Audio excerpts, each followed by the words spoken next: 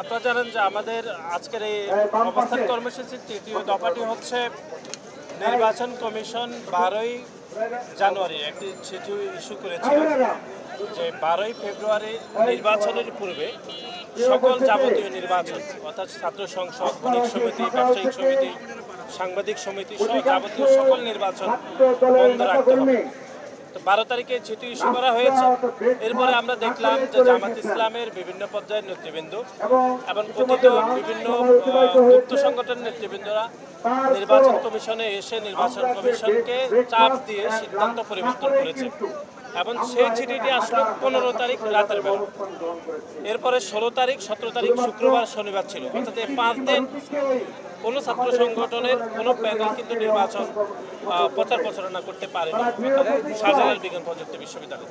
কিন্তু আমরা যেটা শুনলাম যে ভাইস চ্যান্সেলর মহোদয় নিজেই জামাতের একজন একনিষ্ঠ কর্মী, তিনি গুপ্ত না, একদম প্রকাশ্যে তিনি জামাত ইসলাম করেন, তিনি তার নেতা কর্মীদেরকে বলেছেন যে প্রচার প্রচারণা চালিয়ে যেত। কিন্তু এখানে নির্বাচন কমিশন 12 তারিখে চিঠি দিয়েছিল, সেটি 15 তারিখে যদিও রিভার্স করেছে, কিন্তু শুক্র শনিবার আবার ছুটি ছিল। সুতরাং আমরা মনে করি পর্যাপ্ত সময় আসলে অন্য প্যানেলগুলো পায়নি। এরকম একটি দাবি যেটি নির্বাচন কমিশন করেছে, প্রথম প্রেসিডেন্ট দিয়েছে, তাদেরকে চাপ প্রয়োগ করে সিদ্ধান্ত পরিবর্তন করেছে। আমরা মনে করি যে এরকম এটি খুব দুঃখজনক। নির্বাচন কমিশনকে সামনে হচ্ছে আপনার ন্যাশনাল ইলেকশন করতে হবে, এত বড় একটি আয়োজন করতে হবে, তারা যদি সামান্য জামাত ইসলামের মতো একটি রাজনৈতিক দলের নেতাকর্মীরা এসে মব তৈরি করলে তাদের সিদ্ধান্ত পরিবর্তন করে, তাহলে আমরা মনে করি ন্যাশনাল ইলেকশন এক ধরনের ইম্প্যাক্ট এবং not only impact but also একদম নেগেটিভ ইম্প্যাক্ট করার ব্যাপক সুযোগ রয়েছে। সেজন্য আমরা আজকে এই দাবিতে আসলে এখানে অবস্থান কর্মসূচি পালন করছি। অত্যন্ত শান্তিপূর্ণভাবে অবস্থান কর্মসূচি চলমান রয়েছে।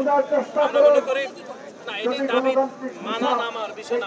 আমরা মনে করি নির্বাচন কমিশন স্বাধীন এবং একই সাথে স্বায়ত্তশাসিত। দেশের প্রচলিত আইন, সংবিধান নির্বাচন কমিশনকে যাবতীয় সকল ক্ষমতা দিয়েছে সিদ্ধান্ত গ্রহণ করার ক্ষেত্রে। সুতরাং নির্বাচন কমিশন যদি কারো পক্ষপাতদুষ্ট হয়ে কারো চাপে যদি এরকম সিদ্ধান্ত নেয়, তাহলে সেটি ন্যাশনাল ইলেকশনে ব্যাপক প্রভাব বিস্তার করবে বলে আমাদের মনে হয়।